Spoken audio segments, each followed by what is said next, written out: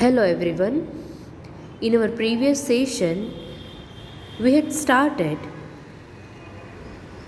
long run average cost curve, in which we had discussed why the long run average cost curve is a U-shaped curve, why it is less pronounced than the short run average cost curve, and why it is more flatter than the short run average cost curve. Some of the reasons were, like, in the long run, factors of productions are divisible, but it is not possible in the short run. So because of that, it is more flatter.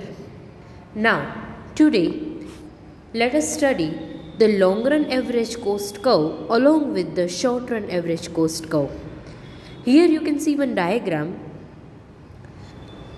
Before starting the diagram, I want to tell you something. Short run and long run. If I am saying that in the next 6 months I am going to produce 500 units, then that after 6 months I am producing 1000 units, and then in the next 6 months I am producing 2000 units. તો આજે 6 મંથ્સનો મેં 3 વાર તમને example આપ્યું કે પહેલાં 500 units, પછી 1000 units and then 1500 units. તો આ જે ત્રણેય શોર્ટ રન છે, 6 મંથ અને 6 મંથ, એટલે ટોટલ 18 મંથ્સ. તો આ બધા શોર્ટ રનને ભેગા કરીએ તો એક લોંગ રન બને. તો સેમ વે આપણી પાસે જેટલા પણ short run average cost curve છે એને કવર કરી અને આપણે એક long run average cost curve છે એ ડ્રો કરીએ છીએ. સો let us start with the diagram. First of all, on x-axis there is output and on y-axis there is cost. When firm produces OA output, at that time cost is AD.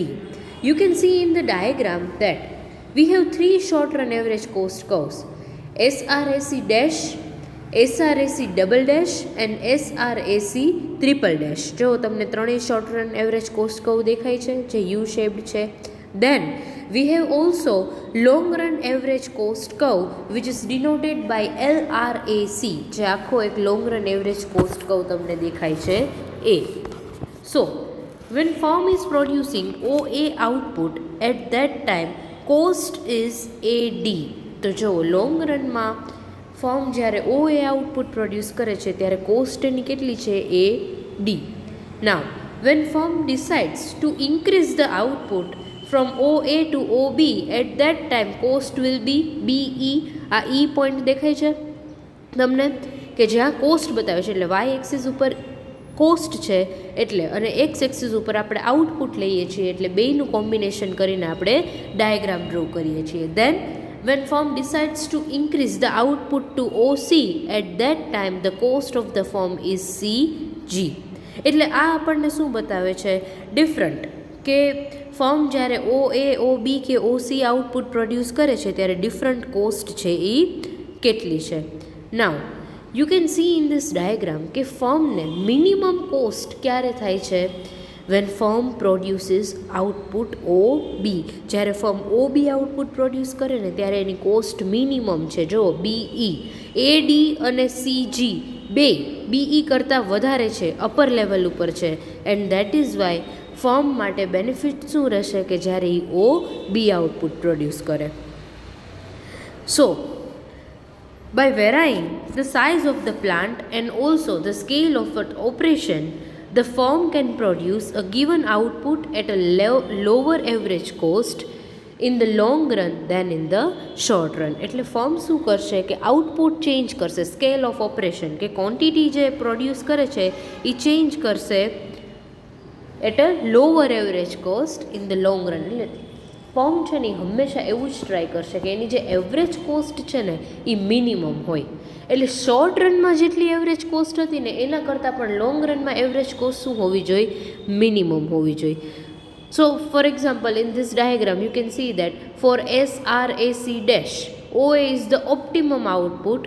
For SRAC double dash, OB is the optimum output, and for SRAC triple dash, OC is the optimum output. And in each case the firm is producing at the lowest average cost. જો ત્રણેય average cost કહું છે ને આપણી પાસે SRSE dash, SRSE double dash and SRSE triple dash, ત્રણેયનું જે આઉટપુટના ઉપર જે તમે જે કહું દેખાય છે કોસ્ટ અને આઉટપુટ કહું એ મિનિમમ પોઈન્ટ ઉપરથી જ પ્રોડ્યુસ કરે છે. જો H, E અને F you can C point H છે એ એવરેજ કોસ્ટ કહુંના મિનિમમ પોઈન્ટ ઉપર છે, પછી પોઈન્ટ E છે એ પણ SRSE ડબલ ડેશના લોવેસ્ટ પોઈન્ટ ઉપર છે, અને SRSE ટ્રિપલ ડેશ છે તો એમાં પણ પોઈન્ટ F શું બતાવે છે કે ત્યારે એવરેજ કોસ્ટ કેટલી છે ફર્મની, મિનિમમ છે.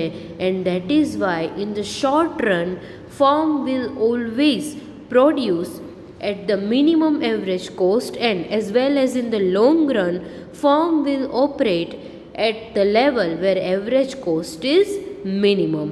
Now હવે છે ને લોંગ રન એવરેજ કોસ્ટ કહું મેઇન છે ને એ હવે આવે છે. આ તો જસ્ટ એક અન્ડરસ્ટેન્ડિંગ પર્પઝ માટે જ હતું, but as your exams R concern you have to draw this diagram.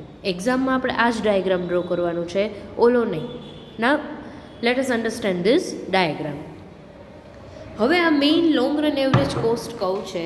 As I have told you, long run average cost includes all the short run average cost curves, because by combining all the short run average cost curves we can get the long run average cost curve. Now on x-axis there is output and on y-axis there is a cost. We have different output and at that time cost છે દરેક output produce કરો ને તો એની cost પણ different હોય. If you are producing 500 units then cost will be different. If you are producing 1000 unit at that time again cost will increase, and if you are producing 1500 units again cost will be different. It means with the increase in the output cost will increase, but the firm will always try to produce at the level or at the cost when average cost of the firm is minimum. So let us see SRSE dash, SRSE double dash and SRSE triple dash are the three average short run average cost curve, and LRAC is the long run average cost curve. Now you can see in this diagram કે firm માટે optimum or maximum પ્રોફિટની situation કઈ છે, firm કેટલું output produce કરશે, તો short run અને long run બેમાં એની કોસ્ટ મિનિમમ હશે. You can see here. Now તમે જુઓ લોંગ રન એવરેજ કોસ્ટ કહું છે ને એનો મિનિમમ પોઈન્ટ કયો છે, બી. તો જો when firm produces OE output at that time cost is BE, but if firm reduces the output from OE to OD at that time cost will be AD, and if firm increases the output to OF at that time the cost will be CF. તો આ તમને ત્રણેય સિચ્યુએશનમાં દેખાય છે કે cost minimum છે ને એ જ્યારે ફર્મ OE આઉટપુટ પ્રોડ્યુસ કરે ને ત્યારે જ મિનિમમ કોસ્ટ છે એ થાય. બીજું અગેન એક વાત તમે જુઓ, આ ત્રણેય જે short run average cost curve છે લોંગ રન એવરેજ કોસ્ટ છે ને કવર કરે છે, તો આ ત્રણેય શોર્ટ રન એવરેજ કોસ્ટ કર્વનો જે મિનિમમ પોઈન્ટ છે ને ત્યાં જ પ્રોડક્શન થાય છે. Can you see it? Point A, B and C shows that કે જ્યાં મિનિમમ કોસ્ટ છે ને એવરેજ કોસ્ટ ફર્મ ત્યાં જ પ્રોડક્શન કરે છે. પછી OD આઉટપુટ હોય તો પોઈન્ટ AD છે એ મિનિમમ કોસ્ટ છે. હવે જો OE આઉટપુટ પ્રોડ્યુસ કરશે તો મિનિમમ કોસ્ટ ફર્મને કેટલી થશે, BE, and if firm is producing OC output at that time cost will be CF. So we can say that long run average cost curve છે એ આપણે આ જે બધા short run average cost curves છે એને કવર કરી લે છે. And that is why sometimes long run average cost curve is also known as the envelope curve, because it envelopes all the short run average cost curve. જો envelope એટલે જેમાં તમે અંદર બધું મૂકો ને, આપણે જે એન્વેલપમાં કવર કહીએ, તો જુઓ long run average cost curve છે ને એને એન્વેલપ કર્વ કહેવાય છે. વાય? બિકોઝ જેટલા પણ short run average cost curve છે ને એને long run average cost curve છે એ કવર કરી લે છે એની અંદર, and that is why it is known as the envelope curve. But it is also called the normal cost curve because because એટલે normal cost curve ઓર planning cost curve પણ એને કહેવાય છે. એનું રીઝન છે ઇટ રિપ્રેઝન્ટ્સ ધ કોસ્ટ ડેટા. આ શું બતાવે છે કે ડિફરન્ટ પ્રોડક્શન કરશો ને આઉટપુટ એટ ધેટ ટાઈમ તમારે કેટલી કોસ્ટ રહેશે which are relevant to the firm when it is planning its policy in regard to its scale of operation. એટલે જ્યારે ફર્મ છે ને એ પોતાના પોલિસી પ્લાનિંગ કરશે ને તો ત્યારે આ વસ્તુ છે એ એની રિલેવન્ટ કોસ્ટ કેટલી થશે that it can find out. એટલે આઉટપુટ છે, પ્રાઇસ છે, એટલે લોંગ પીરિયડ ઓફ ટાઈમમાં આવા ડિસિઝન્સમાં યુઝફુલ થાય છે. That is why it is also known as the planning curve or normal cost curve. એટલે પ્લાનિંગ કરવા માટે હેલ્પફુલ થાય છે. That is why it is known as planning curve. Now, I think it is now clear from the study of the long run average cost curve that for any given output, average cost can never be higher than in the long run than in the short run.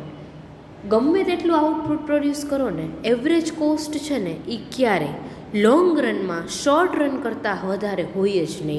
એનું reason એક જ છે, whenever you are working in a long period of time, at that time you can get lots of benefit which are not possible to get in the short period of time.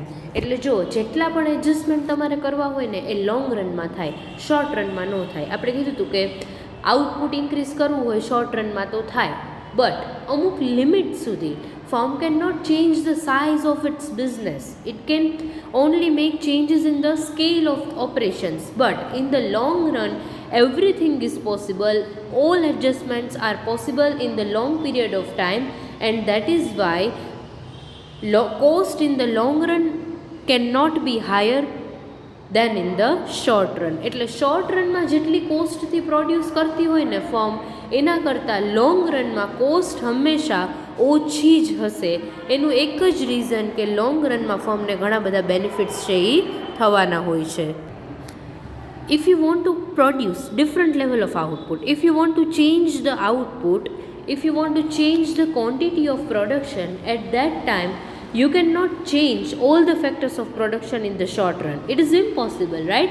If you want to increase the output, you cannot change the amount of the factors of production in the short run, but you can do it in the long run. In the long run, you can recruit as much labor as you want, you can increase the output as you want. એટલે long run માં all adjustments are possible while it is not possible in the short run.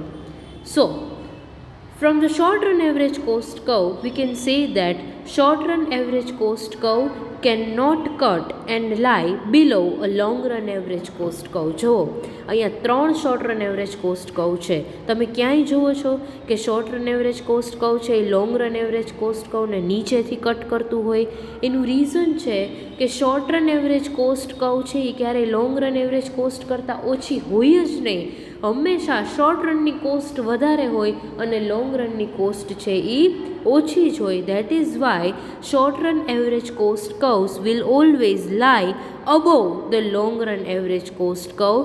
It can never lie below the long run average cost curve, and short run average cost curve cannot cut the long run average cost curve from below. એટલે કે marginal cost છે એ average કોસ્ટને નીચેથી cut કરીને ઉપર જાય છે. તો લોંગ રન એવરેજ કોસ્ટ કર્વમાં એવું પોસિબલ નહીં થાય કે short run average cost curve છે એ ક્યારેય લોંગ રન એવરેજ કોસ્ટ કર્વને નીચેથી કટ કરીને ઇન્ક્રીઝ ન થઈ શકે. It always lies above it. Now I hope now you are clear with the long run average cost curve. You have to write down or you have to draw this diagram in this question. A long run average cost curve છે which covers all the short run average cost curve into it, and firm will always try to produce at the level where average cost is minimum, and that situation is known as the point of equilibrium where OE output is produced, and at that time cost of the firm is BE. So now the next topic is characteristics of the long run average cost curve. Yes, from the above long run average cost curve, we will understand the characteristics of the long run average cost curve. Let us start. The first characteristic of the long run average cost curve is that long run average cost curve is a U-shaped curve. Yes, now you are clear with this. આપણે પહેલાં જ discuss કરી લીધું છે કે long run average cost curve છે એ U-shaped curve છે. But the second characteristic says that long run average cost curve is less pronounced than the short run average cost curve. Less pronounced એટલે આમ જેટલો short run average cost curve છે ને એ થોડોક વધારે deep આવે. તમે આમાં જુઓ, આ short run average cost curve છે ને એ મોર પ્રોનાઉન્સ્ડ કહેવાય, but long run average cost curve છે ને એ લેસ પ્રોનાઉન્સ કહેવાય. જેટલો short run average cost curve deep છે ને એટલો long run average cost curve નથી. અને એ જ વસ્તુથી સમજી શકીએ કે long run average cost curve is more flatter. Flat એટલે આમ સીધું કહેવાય, રાઈટ? પણ અહીંયા સાવ ફ્લેટ તો નથી, પણ short run average cost curve જેટલો ફ્લેટ છે ને એના કરતાં વધારે ફ્લેટ છે. That is why LRAC is more flatter and less pronounced than SRAC. The long run average cost is tangent to all the SRAC curves. Yes, આ જે long run average cost curve છે ને એ બધા જ short run average cost કર્વને touch કરે છે. Can you see it? A, B અને C પોઈન્ટ ઉપર long run average cost curve છે એ બધા જ શોર્ટ રન એવરેજ કોસ્ટ કર્વ્સને ટચ કરે છે. So long run average cost curve is tangent to SRAC curves. The fourth characteristic is that LRAC shows minimum cost of any level of output. Yes. Long run average cost curve છે ને એ minimum level of minimum cost બતાવે છે કે જ્યારે તમે કોઈ પણ આઉટપુટ પ્રોડ્યુસ કરો ને ત્યારે એની મિનિમમ કોસ્ટ કેટલી હશે. And no SRAC curve can cut and lie below the SRAC. એક આ ડાયાગ્રામથી જ સમજાવું તમને કે યુ કેન સી દેટ કે આ 3 લેવલ ઓફ આઉટપુટ અહીંયા પ્રોડ્યુસ થાય છે, OD, OE એન્ડ OF. ત્રણેય લેવલ આઉટપુટ પ્રોડ્યુસ થાય ને ત્યારે એવરેજ કોસ્ટ કેટલી છે? ત્રણેયની મિનિમમ. એટલે અહીંયા શું બતાવે છે કે LRAC shows minimum cost of any level of output. જો પોઈન્ટ A, પોઈન્ટ B અને પોઈન્ટ C એ ત્રણેયને જોઈન્ટ કરી અને આપણે એક long run average cost curve draw કર્યો છે, તો એ શું બતાવે છે કે જેટલા પણ શોર્ટ રનમાં તમે પ્રોડક્શન કરો છો ને આઉટપુટ, એ દરેક વખતે જે કોસ્ટ છે ને એ ફોર્મની મિનિમમ છે. So it shows the minimum cost at any level of output and that is why. હવે જો મિનિમમ કોસ્ટ ઉપરથી જ આપણને long run average cost curve મળ્યો હોય તો ક્યારેય SRAC છે એ LRACને નીચેથી કટ કરી જ ન શકે, because LRAC shows the minimum cost. તો આનાથી ઓછી કોસ્ટ તો હવે પોસિબલ થાય જ નહીં. And the next characteristic is LRAC is called envelope curve. Yes, you know that long run average cost curve envelopes or covers so many short run average cost curve, and that is why it is known as the envelope curve. The next characteristic is when LRAC is falling, it touches the descending portion of SRAC, and when it rising it touches the ascending portion of SRAC. એટલે અહીંયા શું કહે છે કે જ્યારે LRAC છે ને એ fall થતું હોય એટલે નીચેની સાઈડ આવતું હોય ત્યારે એ SRACના ડિસેન્ડિંગ પોર્શનને ટચ કરે છે. Can you see it? કે જ્યારે long run average cost curve છે એ ધીમે ધીમે રિડ્યુસ થઈને પોઈન્ટ A ઉપર આવે છે, તો જુઓ SRACના ડિસેન્ડિંગ પોઈન્ટને ટચ કરે છે. પણ જ્યારે ઇન્ક્રીઝ થાય છે આફ્ટર પોઈન્ટ B, તો એ SRACના એસેન્ડિંગ એટલે ઉપર તરફ જતો પોર્શન છે ને એને ટચ કરે છે. The next and the seventh characteristic is the lowest point where LRAC touches SRAC also is its lowest point. એટલે જ્યારે LRAC છે એ SRACને ટચ કરે છે ત્યારે એ LRAC અને SRAC બેયનો લોવેસ્ટ પોઈન્ટ છે. Can you see it? કે આ જો પોઈન્ટ B છે ને એ લોવેસ્ટ પોઈન્ટ છે અને ત્યાં SRAC એને ટચ કરે છે અને એ પોઈન્ટ પણ શોર્ટ રન એવરેજ કોસ્ટ કર્વનો લોવેસ્ટ એટલે મિનિમમ કોસ્ટ પોઈન્ટ છે, and that is why both are touch or tangent at its minimum point. The last characteristic is the LRAC is also known as the planning curve. Yes, as I have told you, it is also known as planning curve because it helps the management in planning its business operations. Different પોલિસીસના planning માટે long run average cost curve છે એ management માટે helpful છે. That is why it is also known as the planning curve.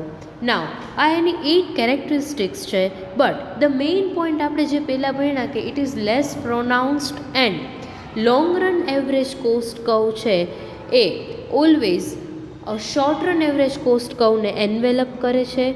એનું reason એક જ છે કે શોર્ટ રન છે એને આપણે કમ્બાઈન કરીને એક long run average cost curve છે એ બનાવીએ છીએ. બિકોઝ ફર્મ જ્યારે પહેલાં 500, 1000, 1500, 2000 એટલે ધીમે ધીમે કરીને ફર્મ જ્યારે એનું સ્કેલ ઓફ ઓપરેશન ચેન્જ કરે છે, so after that we can get the long run average cost curve કે લોંગ રનમાં જો ફર્મ છે એ આઉટપુટ ઇન્ક્રીઝ કરવાનું ડિસાઇડ કરે તો ફર્મને કોસ્ટ છે એ કેટલી રહેશે. But one thing you need to remember is that short run average cost curve can never cut the long run average cost curve from below, and it can never lie above the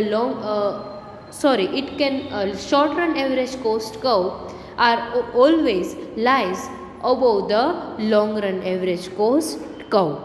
એટલે long run average cost કર્વમાં તમારે શું કરવાનું છે કે પહેલાં you have to give explanation that it is a U-shaped curve, why it is U-shaped, why it is more flatter or less pronounced. એનું reason એક જ છે કે શોર્ટ રનમાં અમુક એડજસ્ટમેન્ટ્સ છે એ પોસિબલ નથી, but in the long run you can make any adjustments as you wants, you can make any changes, you can increase the output, you can change the scale of the operation, you can change the size of the business. Factors of production are divisible in the long run, and that is why in the long run the cost of the firm will be minimum. And long run average cost curve છે એ હંમેશા short run average cost કરતાં પણ ઓછી જ હોય એવું ક્યારેય possible ન થાય કે લોંગ રનમાં કોસ્ટ છે એ શોર્ટ રન કરતાં ઇન્ક્રીઝ થઈ જાય, બિકોઝ ફર્મને લોંગ રનમાં ઘણા બધા બેનિફિટ્સ છે એ મળતા હોય છે. So it is about the long run average cost curve. Now the next topic is long run marginal cost curve. In this lecture I am just telling you about the long run marginal cost curve, but the diagram I will explain in the next session. But before that I want to tell you that કે તમારી બુકમાં જે diagram આપ્યો છે ને આ marginal cost કર્વનો એમાં થોડી મિસ્ટેક છે, એટલે મેં અહીંયા જે ડાયાગ્રામ ડ્રો કર્યો છે એ જોઈ લેજો અને એમાં તમારી જે ટેક્સ્ટ બુકમાં જે મિસ્ટેક છે એ કરેક્ટ કરી લેજો. એવી મિસ્ટેક છે કે LRACની જગ્યાએ LRMC લખાઈ ગયું છે, ક્યાંક SRACની બદલે SRMC. So you have to make changes in that, but આપણો આ જે ડાયાગ્રામ છે એ પરફેક્ટ છે. સો read accordingly. Now long run marginal cost curve can be derived from the long run average cost curve because the long run marginal cost curve is related to the long run average cost curve in the same way as the short run marginal cost curve is related to the short run average cost curve. If you remember, in the short run we had discussed average cost curve which is U-shaped, and marginal cost curve cuts the average cost curve from below. યાદ છે? Let me show you just a second.